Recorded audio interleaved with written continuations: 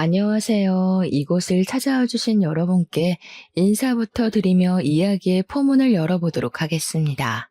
저는 지금 40대에 접어든 아이를 키우고 있는 주부이고요. 저에게 일어난 기가 막힌 일이 뉴스에도 나오고 아주 논란의 대상이 되어 이렇게 사연을 적어보게 되었습니다. 제가 누구인지 알아보시는 분들도 계실 것 같은 마음에 제 신상이 드러나지 않도록 조금 각색을 한 부분이 있다는 걸 미리 알려드리겠습니다. 저도 지금은 시간이 꽤 지난 일이라 논란거리에서 벗어나서 조용하게 살고 있기 때문에 양해해 주시면 감사하겠습니다. 지금부터 제가 겪은 그 말도 안 되는 이야기를 시작해 보도록 하겠습니다. 저는 결혼을 한 이후에 시부모님과는 그럭저럭 괜찮은 관계를 유지하면서 평범한 일상을 보내고 있었는데 미꾸라지 한 마리 때문에 시댁이랑 발길을 완전히 끊게 되었습니다. 그 미꾸라지가 누구일지 대충 짐작은 가실 거라 생각하는데요. 바로 도련님과 결혼한 손아래 동서랍니다. 우리 남편이 시댁의 장남이고 제가 맏며느리로 시집을 오게 되었고요. 남편에게는 하나뿐인 남동생이 있었습니다. 저희가 결혼을 할 당시만 하더라도 도련님이 결혼하기 전이라 도련님과도 꽤 시간을 많이 보낼 수 있었고 그만큼 도련님이랑도 친한 사이를 유지하고 있었습니다. 한마디로 시댁 생활에 크게 불편함이 없을 정도로 그럭저럭 잘 지내고 있었단 소리죠. 몇 번 안 되긴 하지만 주말에 도련님과 시부모님을 모시고 근처로 나가서 시간을 보내기도 하고 딱 한 번 가족 여행을 다녀오기도 했었고요. 별다를 것 없는 생활에 큰 파동이 생기게 된 것은 저희가 결혼을 하고 나서 1년 뒤에 도련님이 결혼을 하게 된 이후에 벌어지게 되었습니다. 그때로 돌아간다면 도련님을 붙잡고 결혼을 말리고 싶은 마음이 아주 굴뚝 같습니다. 그때부터 저의 빌어먹을 운명이 시작되었거든요. 저의 성격에 대해 조금만 이야기를 해보자면 제가 할 일을 아주 똑부러지게 해내는 만큼 말이 많이 없는 묵묵한 스타일입니다. 그러니까 시댁에서는 결혼 초에 저에게 조금 서운하셨던 부분이 있었나 보더라고요. 살갑게 구는 성격은 아니었으니까요. 시모는 저에게 다른 집 며느리들은 하루에 한 번 전화해서 애교도 부리고 맛있는 거 사 먹으러 가자고 한단다 하시면서 말을 하시곤 했었습니다. 근데 저는 그냥 한 귀로 듣고 한 귀로 흘렸죠. 그게 저한테 그렇게 해달라고 요구를 하시는 건지 모르고 그냥 그런가 보다 했거든요. 그냥 시어머니한테 아 진짜요? 어떻게 하루에 한 번씩 전화를 한대요? 와 시간이 되게 많은가 보다 하면서 넘겼습니다. 시부모 입장에서는 제 말이 그냥 별거 없는 대꾸였지만 본인들에게 전화를 하는 게 상당히 피곤한 일이라고 생각하는구나 하는 오해가 쌓이게 된 것입니다.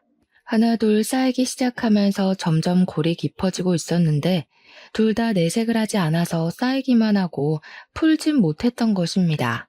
하루는 제가 저희 집 배수관이 막힌 건지 물이 내려가는 게 영 시원치 않아서 시모에게 이야기를 했더니 저에게 뚫어주는 가루가 있다고 사다가 뿌려놓으라고 하더라고요. 그래서 그냥 아무 생각 없이 남편 올 때 마트 들러서 사오라고 해야겠다. 빨리 뚫어놔야 속이 시원할 것 같다 하면서 대꾸를 했습니다. 그러니까 시모가 저에게 화들짝 놀란 목소리로 그걸 왜 자기 아들을 시키냐고 되묻더라고요. 저는 뭐가 문제인가 싶어서 뭐가 잘못된 거냐, 남편이 가면 안 되는 이유가 있는 거냐고 하니까 시모가 당황해하는 거예요. 아니 그거 가루만 뿌리면 끝인 건데 굳이 그거를 퇴근해서 녹초가 된 우리 아들을 시켜 먹으려고? 저는 어차피 남편이 퇴근하는 길에 마트가 있으니까 잠깐 들러서 사오는 게 뭐가 문제냐? 동선으로 따지면 그게 더 효율적이라고 생각했습니다. 거기다가 남편이 퇴근하고 돌아올 때까지 화장실을 쓸 일도 없으니까 그냥 한 번에 하는 게 좋겠다 싶어서 이야기를 한 거였습니다. 시모는 저에게 가루만 뿌리면 끝인 건데 굳이 자기 아들을 부려먹으려고 그런 거냐면서 저한테 지금 마트에 가서 사오라고 하더라고요. 일을 뭐하러 두 번을 해야 하는 건지 남편이 퇴근길에 사오면 한 번에 싹 가능한 일인데요. 저랑 시모랑 서로 이야기하는 포인트가 다르다 보니까 서로 자기 주장이 맞는다고 우기는 꼴이 되었고요. 이러한 일이 한두 번이 아니라 매번 일어나다 보니 시모는 저에게 잔소리를 하기 시작했고, 저는 그 잔소리가 듣기 싫어서 연락을 더 안 하게 되었습니다. 시모는 늘 저에게 사람이 어떻게 유동성만 따지고 실리만 따질 수 있냐고, 평일에 출근해서 힘든 남편을 주말까지 부려먹지 말라고 하셨습니다. 제가 뭐 주말에 남편만 부려먹는 것도 아니고 저랑 같이 집안일 좀 하자고 하는 건데, 그걸 가지고 간섭을 하니까 저도 싫었죠. 저는 시모에게 신혼집 살림은 우리 부부가 알아서 하겠다고 이야기를 하니까 시모를 우습게 한다면서 그렇게 말하지 말라고 또 혼내셨고요. 제가 시모와 그렇게 다툼이 생길 때마다 남편에게 도움을 요청하지 않았던 것은 아니었습니다. 하지만 남편은 저에게 그냥 한 귀로 듣고 한 귀로 흘리면 되지 않냐, 시모 앞에서만이라도 네네 알겠다고 대답만 하라고 하더라고요. 시모가 원래 하나에 꽂히면 자기 마음에 들 때까지 고치려고 하는 사람이라면서 제가 갈게요 하고 자기를 시키라는 겁니다. 그러면 서로 간섭 안 받고 편해질 수 있다고 이야기를 하는데, 저도 이게 계속 반복되니까 남편이 시키는 대로 하게 되더라고요. 그렇게 시모와 사이가 애매해지고 1년이라는 시간 동안 감정만 서로 캐캐 묵은 채로 지내다가 도련님이 결혼하겠다고 여자를 소개해주겠다고 했습니다. 정말 오랜만에 시댁에 방문을 하게 되었는데, 시모가 저에게 손님이 오는 거니까 음식 같은 걸 같이 좀 해줬으면 좋겠다고 하시더라고요. 어려울 거 없는 일이라 알겠다고 하고 신이 나서 시댁으로 방문을 하려는데, 시모가 저에게 미리 장을 좀 봐오라고 하셨습니다. 제가 그렇게 좋아하는 유동성에 실리를 따지는 일 아니겠냐며 오는 길에 들러서 와라 하면서 장볼 목록을 보내주셨습니다. 시모가 뒤끝있게 구는 꼴이 좀 불편했지만 좋은 게 좋은 거다 하는 마음으로 장을 봐서 시댁으로 갔습니다. 동서가 생긴다는 마음에 신나기도 하고 설레기도 하고 얼른 보고 싶다는 생각뿐이었습니다.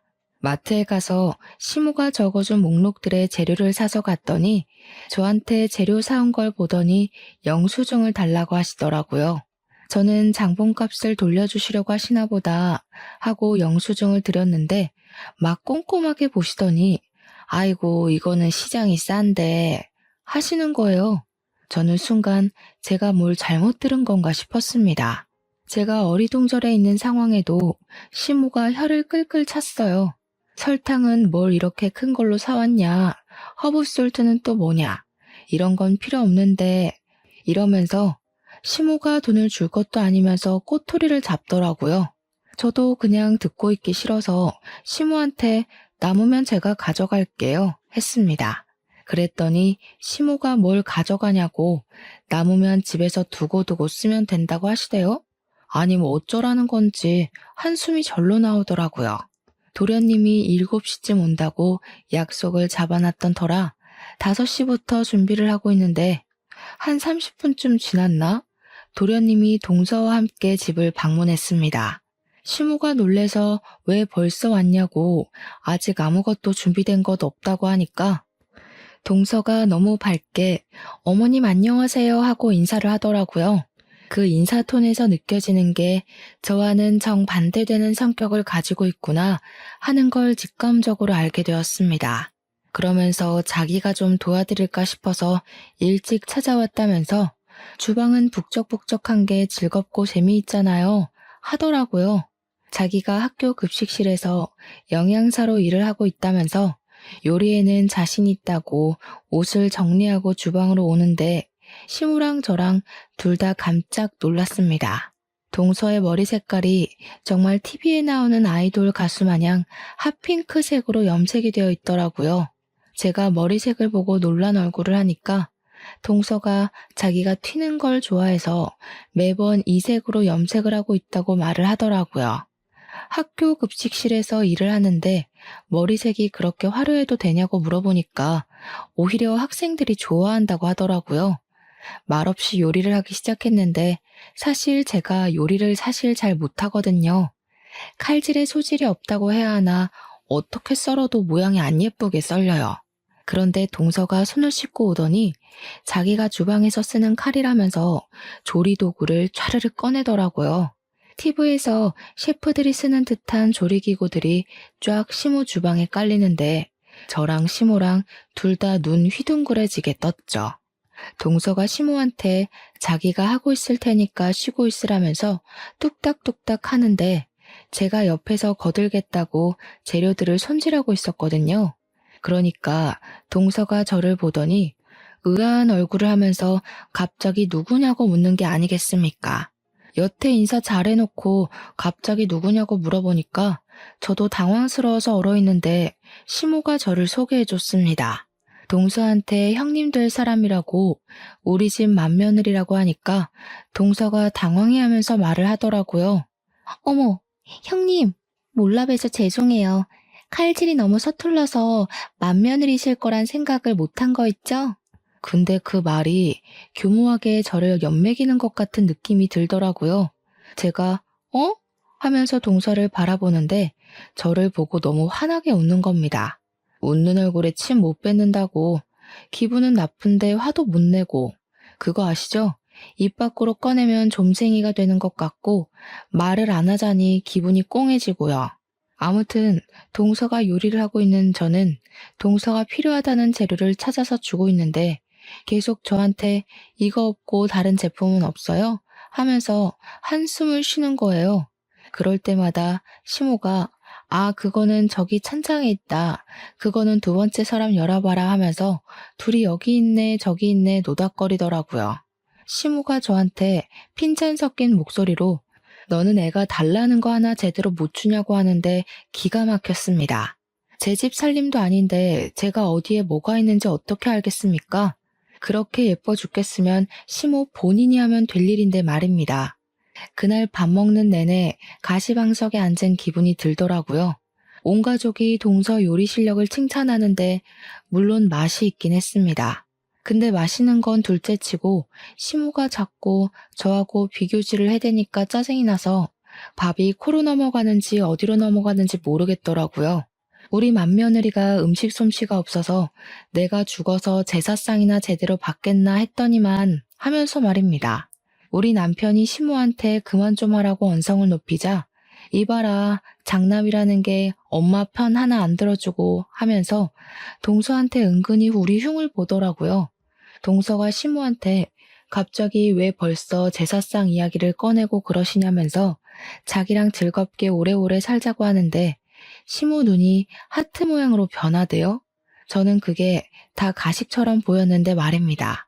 제가 동서한테 말이라도 붙여보려고 우리 때 급식은 진짜 맛없어서 먹기 싫었었는데 동서네 학교 애들은 좋겠네 맛있는 거 많이 먹어서 했거든요.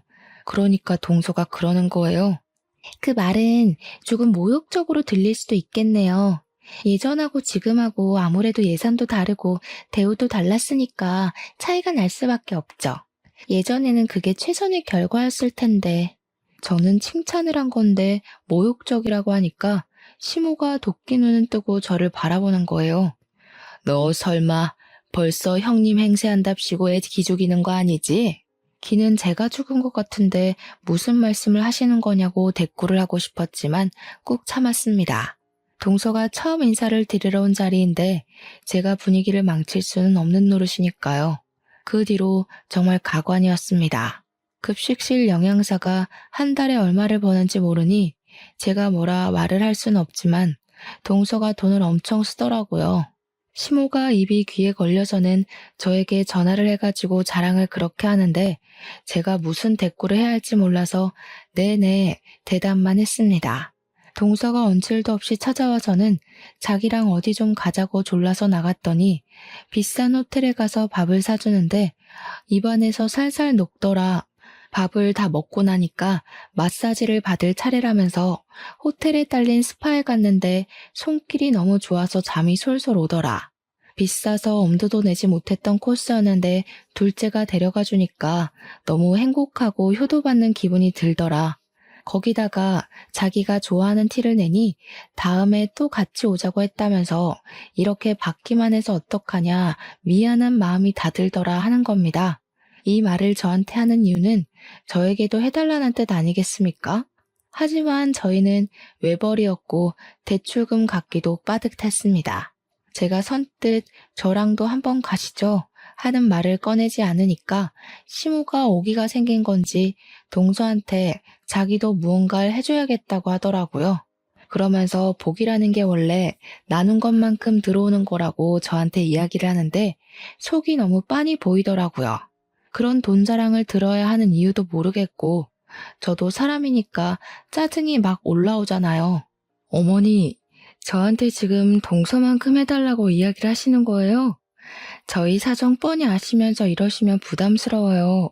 그렇게 대놓고 말을 했더니 시모가 버럭하면서 됐다고 자기가 엎드려서 절 받을 일 있냐면서 그냥 자랑하고 싶어서 전화한 거라고 하시는 거예요. 그 말을 들으니까 제가 그동안 너무 무심했나 싶은 마음도 슬쩍 들고 동서만큼 비싼 건 못 해드려도 저도 눈치가 보이긴 했으니까 준비를 했죠. 고르고 고르다가 제일 만만한 영양제를 준비해야겠다 싶어서 시댁에 갈 때 시모 드리라고 뼈에 좋다는 영양제를 사갔습니다. 나름 해외에서 유명한 제품이라고 해서 비싼 값을 주고 해외 배송까지 받아서 시모한테 드렸죠. 저도 시모가 얄밉고 짜증이 나도 며느린데 예쁨 받고 싶지 않을 리가 있겠습니까? 시모한테 잘 보이고 싶은 마음도 있었죠. 남편도 저에게 큰 거는 못 해드려도 그 정도는 해드릴 수 있겠다 하면서 영양제를 같이 골라주기도 했고요. 제가 영양제를 사서 시댁에 갔는데 연락도 하지 않던 동서가 시댁에 떡하니 와서 앉아있더라고요. 동서는 여기 웬일로 온 거냐고 물어보니까 동서가 저를 보면서 활짝 웃는 거예요. 형님도 오셨구나. 요즘 어머님께서 무릎이 아프시다고 하셨잖아요. 며느리 된 도리로 어떻게 가만히 있을 수 있겠어요?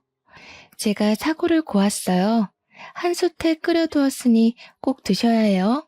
그러면서 제가 사온 영양제 봉투를 빤히 보더니 동서가 오버스러운 목소리로 이야기를 하는 겁니다. 어머, 형님, 뭐 사오신 거예요? 영양제? 형님, 이렇게 비싼 영양제는 어머님도 부담스러우실 텐데 뭐니 해도 정성이 최고죠. 사골이나 도가니 수육 드시는 게 훨씬 기분도 좋고 맛도 좋고 그렇죠, 어머님. 그래, 우리 둘째가 내 마음에 쏙 드는 말을 하는구나. 얘 첫째야, 우리 둘째가 글쎄 아침부터 와가지고 7시간이나 사골을 고았지 뭐냐. 국물이 뽀얀 거 봐라. 이게 바로 정성이라는 거다. 정성. 큰 며느리라는 게 둘째보다 못해서야 어디 쓰겠어? 엄마, 이 영양제 진짜 좋고 비싼 거예요. 국내엔 들어와 있지도 않아서 해외 직구로 사온 건데 무슨 말을 그렇게 하세요? 됐다 됐어. 해외 영양제면 뭐하니? 정성 들어가 있지 않은데. 근데 우리 아들은 왜 이렇게 말랐니? 집에서 밥도 못 얻어먹는 거 아니야? 우리 둘째 아들처럼 살이 오르면 얼마나 좋아. 집에서 둘째 며느리가 잘 챙겨주는지 얼굴이 엄청나게 좋아졌다. 저한테 혀를 끌끌 차면서 이야기를 하시는데 속이 정말 많이 상하더라고요. 손 벌벌 떨면서 카드 3개월 할부까지 해서 사간 영양제였는데 사골국보다 못하다는 소리를 들으니 제 기분이 좋겠습니까? 거기다가 우리 남편이 요즘 건강 챙긴다고 운동을 해서 살이 빠진 거거든요. 그것도 제가 마치 제대로 먹이지 않아서 살 빠진 거 마냥 이야기를 하니까 속상했죠. 제가 기분이 점점 좋지 않아지자 남편이 영양제만 전해주고 집에 가자고 이야기를 꺼냈고 저도 집으로 서둘러 돌아왔습니다. 거기서 동서랑 시모의 행동을 더 지켜봤다가는 눈물이 터질 것 같았거든요. 시모는 사골국 먹는다고 신이 나서는 저보고 빨리 집에 가보라고 하더라고요. 그 와중에 동서가 저에게 사골국 좀 싸드시냐고 물어보는데 시모가 국물 한 방울도 못 주겠다는 얼굴로 저를 째려보는 겁니다. 그 상황에서 제가 어떻게 국물 좀 싸달라고 할 수 있겠습니까? 거절하고 집에 와서 남편이랑 맥주 한 캔 하며 이야기를 나누는데 남편도 별 생각과 동일하더라고요. 아무리 생각해봐도 동서가 여우과라는 사실은 변하지 않았습니다.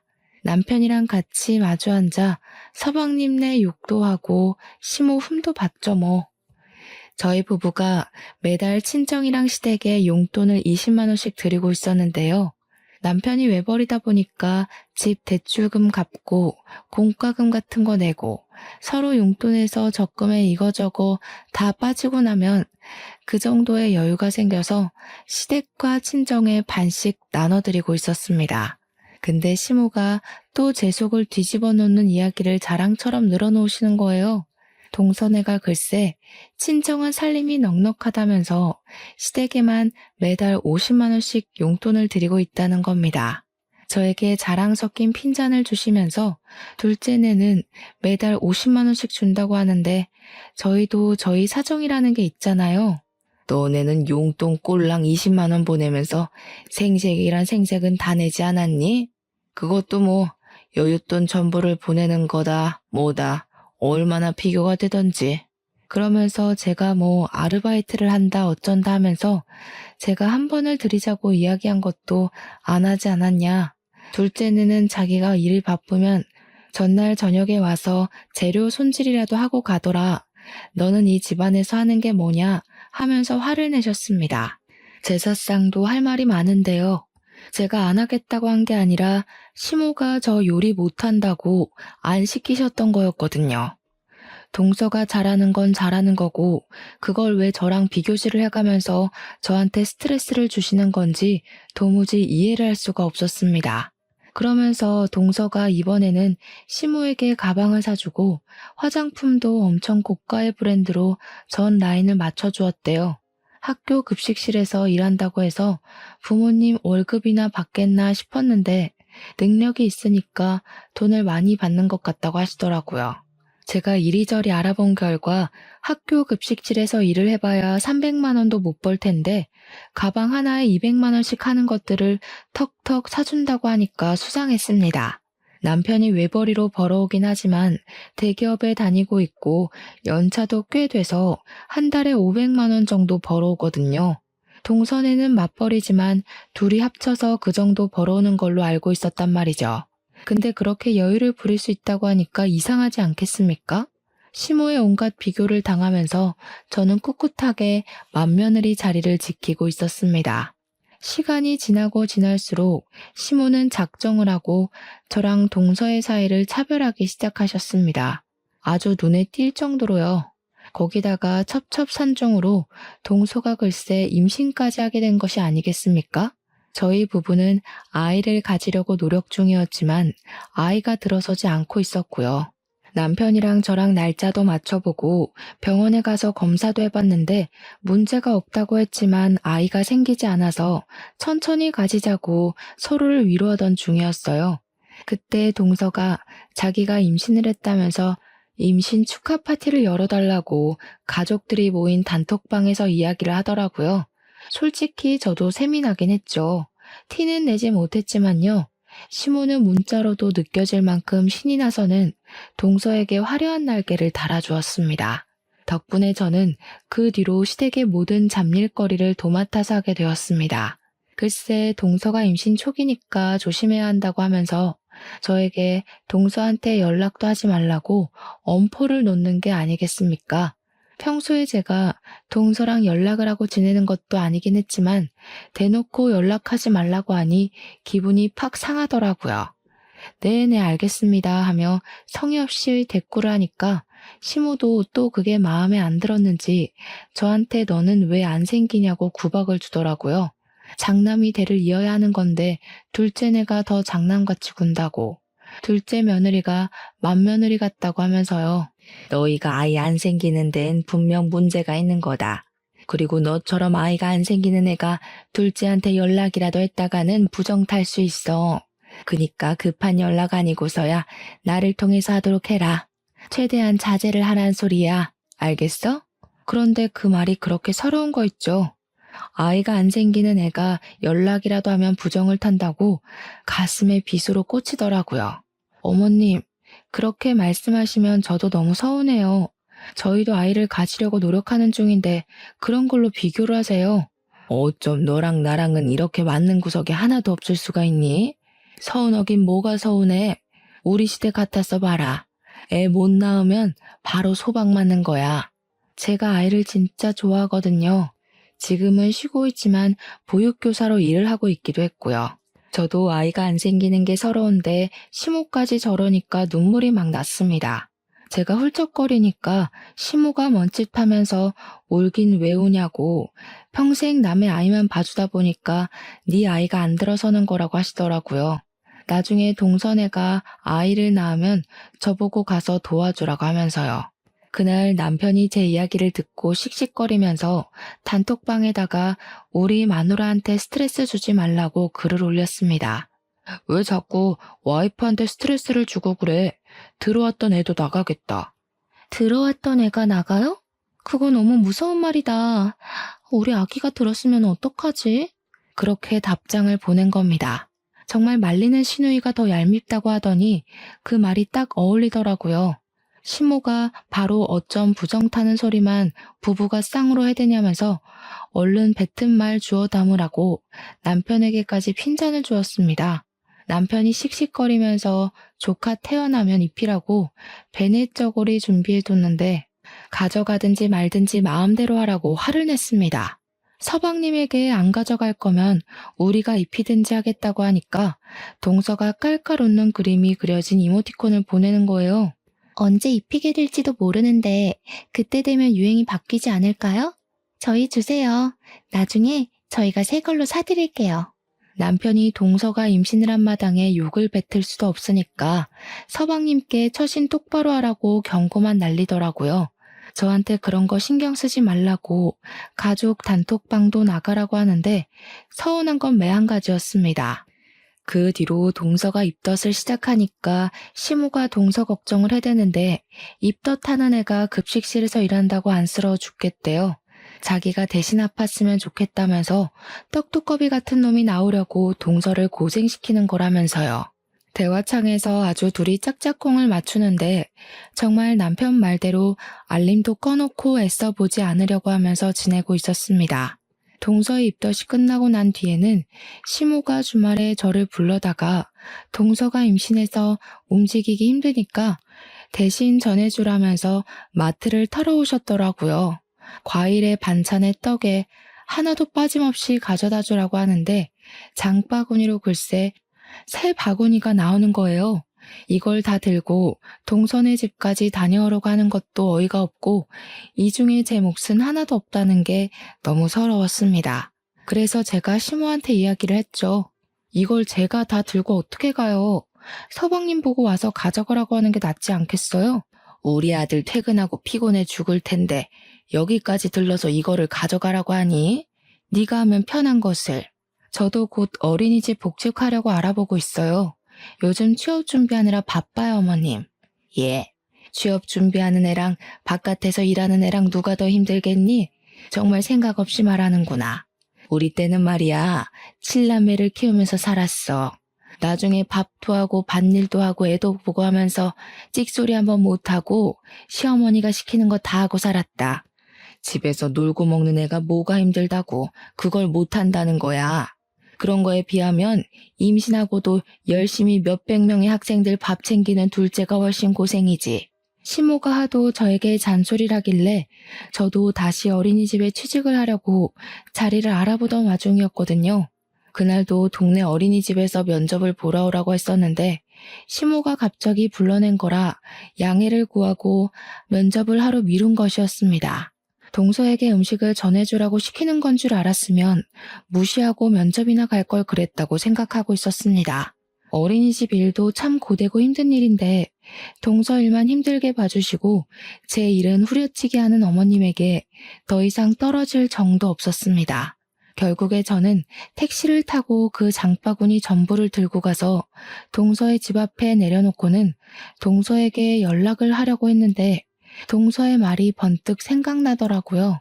동서의 뱃속에 있는 아기에게 부정적인 영향이 갈 수도 있으니 저에게 연락하지 말라고 했던 그 말이요. 그래서 시모에게 연락을 해서 그냥 집 앞에다가 물건을 두고 가면 되죠? 하고 보냈습니다. 시모가 화들짝 놀라면서 그 안에 들어있는 떡이 상하면 안 된다면서 저에게 냉장고에 다 정리를 해서 넣어주고 가라는 겁니다. 가뜩이나 임신까지 했는데 언제 물건 정리하고 있냐면서 간 김에 그것까지 해주라고 비밀번호를 알려주는 게 아니겠습니까? 끝까지 저에게 동선에는 비밀번호로 척척 알려주는데 너네 집은 비밀번호도 안 알려준다고 한 소리 하셨죠. 그냥 문 앞에 두고 가고 싶은 마음이 굴뚝 같았지만 그랬다가는 또 무슨 욕을 먹을지 모르니까 문 열고 들어가서 냉장고에 차곡차곡 정리를 해두었습니다. 그거 정리하고 있는데 제가 무슨 몸종도 아니고 여기서 뭘 하는 건가 하는 생각이 들더라고요. 시모한테 다 넣어놨으니까 가보겠다고 하니 그냥 가면 어떡하냐고. 아니 정리 다 했는데요? 했더니 임신해서 몸도 무겁고 힘들 텐데 간 김에 첫째 네가 청소도 좀 해주고 빨래도 좀 해주고 하면 얼마나 좋니? 정리 좀 해줘라 하는 거예요. 제가 동서네 집을 휘젓고 다니는데 동서한테는 훨씬 불편한 일 아닐까요? 너는 내가 시키면 그냥 알겠습니다 하는 법이 없니? 집안일도 제대로 못하는 개야. 임신했다고 제가 이런 것까지 일일이 챙겨주는 게 더 이상하죠, 어머님. 너는 손윗 사람이 돼서 아랫사람에게 베풀 줄도 모르는 게지. 질투하는 거니 지금? 이래서 애가 없는 애들은 자격지심이 넘쳐서 안 돼. 저는 시모 말을 깡그리 무시하고 문 닫고 집으로 돌아왔습니다. 그 뒤로 일부러 시모의 연락을 피하면서 지냈고요. 몇 주 뒤에 동서 뱃속의 아이 성별이 딸이라는 게 밝혀진 뒤 시모가 조금 서운해하더라고요. 그래도 시부가 손녀도 귀한 자식이라면서 잘 넘어갔고 동서랑 시모는 둘이 마사지도 받으러 다니고 데이트도 하고 잘 놀러 다니더라고요. 일부러 보란 듯이 저에게 사진을 막 보내는데 해탈하고 나니까 그냥 우습게 여겨졌습니다. 남편이랑 저랑은 둘이서 저를 씹든 말든 우리끼리나 행복하게 잘 살자 하고 무시했는데 어마어마한 사건이 터지고 말았습니다. 어느 날 친구들이 인터넷에서 난리난 사건 알고 있냐면서 그 링크 하나를 보내주더라고요.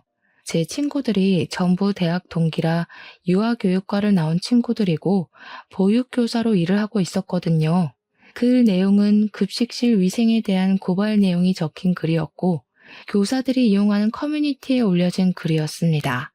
친구들은 어린이집은 위생 인증을 철저하게 하는데 고등학교는 다른가 봐 하면서 매달 감사가 나오지 않나? 하면서 떠들더라고요.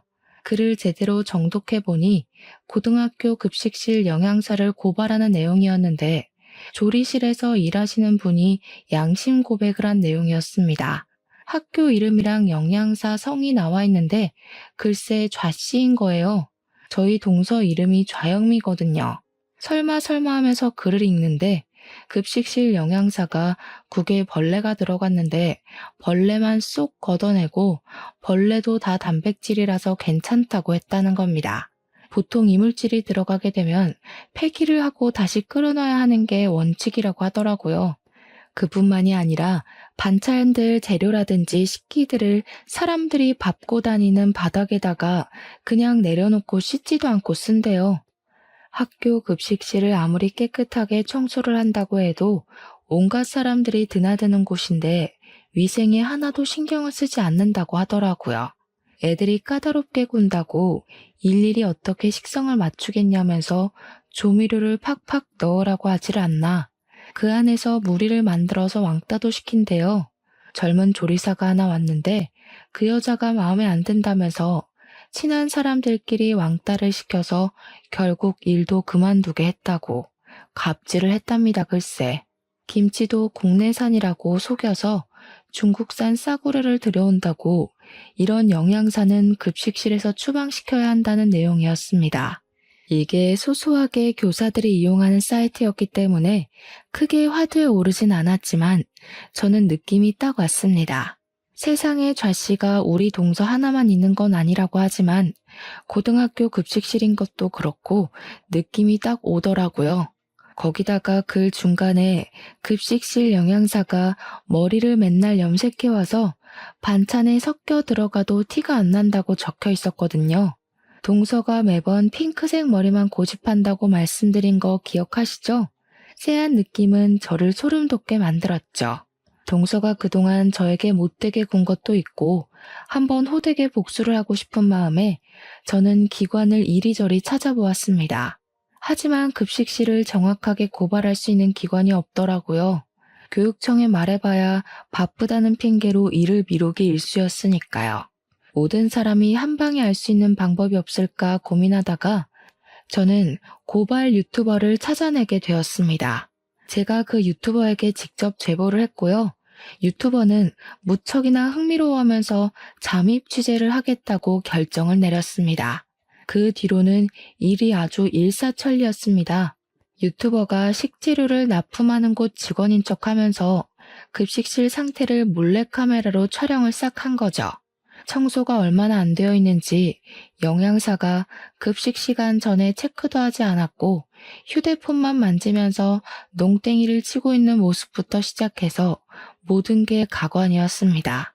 그날도 김치에서 이물질이 나왔는데 대충 먹으라고 학생들에게 큰 소리를 치는 장면도 있었고요.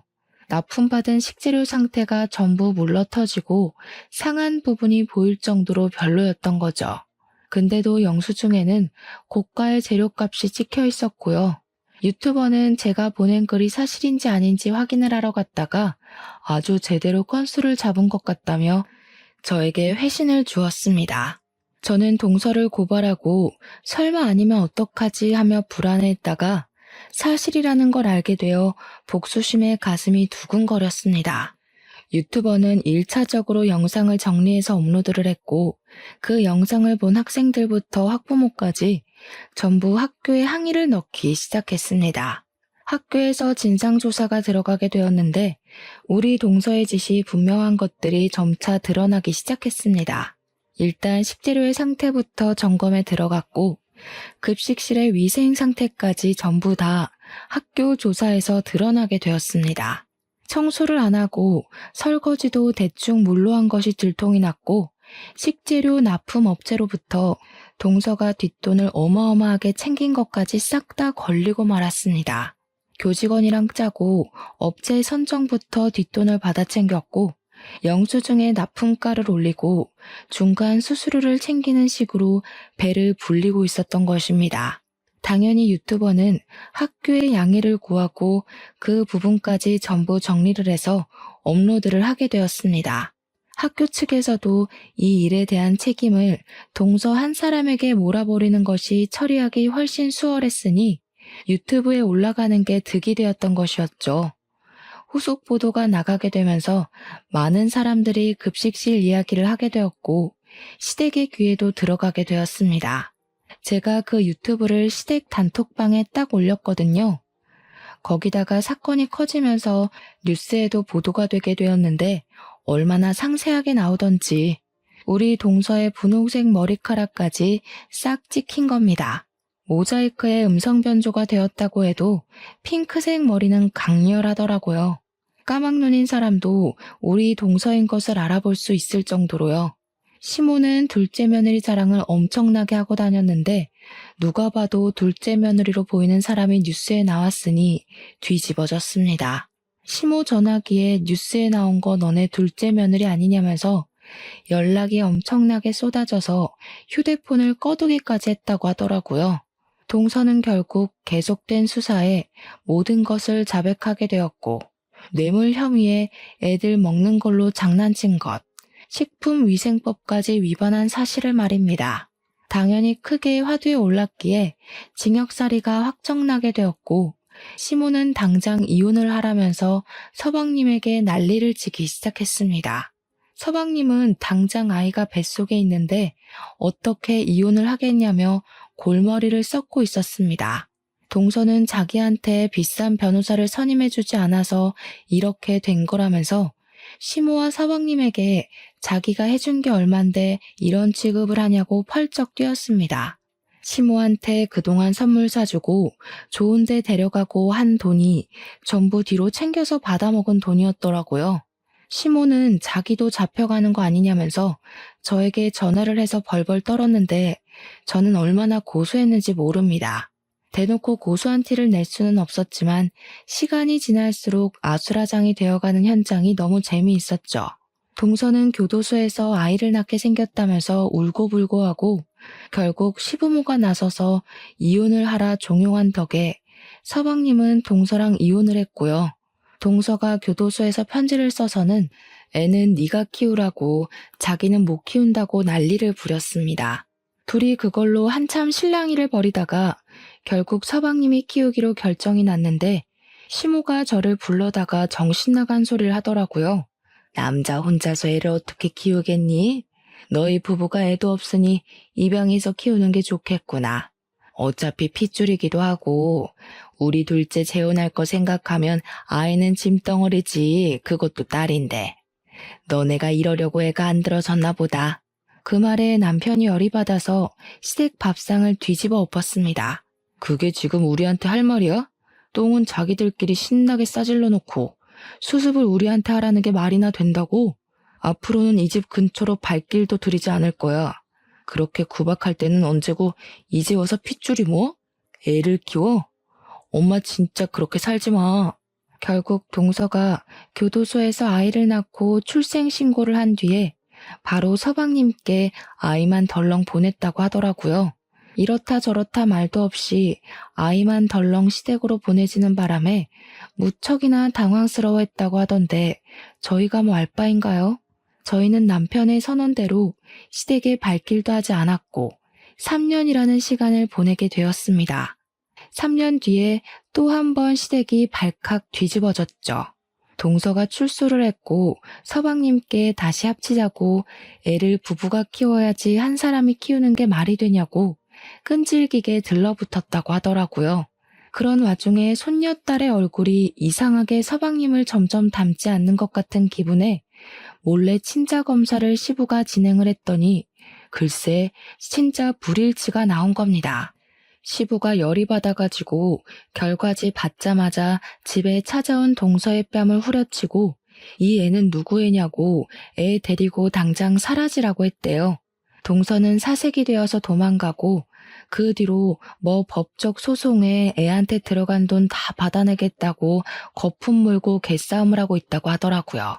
그렇게 시댁에서 난리가 난 동안 저희에게 정말 소중한 생명이 찾아오게 되었고 법적 공방이 이루어지는 내내 무럭무럭 제 뱃속에서 자라고 있었습니다. 저는 솔직히 딸을 조금 더 바랬지만 뱃속의 아이는 아들이었습니다. 그 소식을 제가 개인 SNS에 올려두었었는데 시모가 염탐을 몰래 하고 있었던 건지 뜬금없이 저에게 연락이 왔습니다. 맏며느리야, 내가 너의 소중함을 너무 늦게 알았다. 내가 다 잘못했다. 내가 바보 같은 인간이었어. 우리 떡두꺼비 같은 손자, 대를 이을 손자만 보게 해주렴.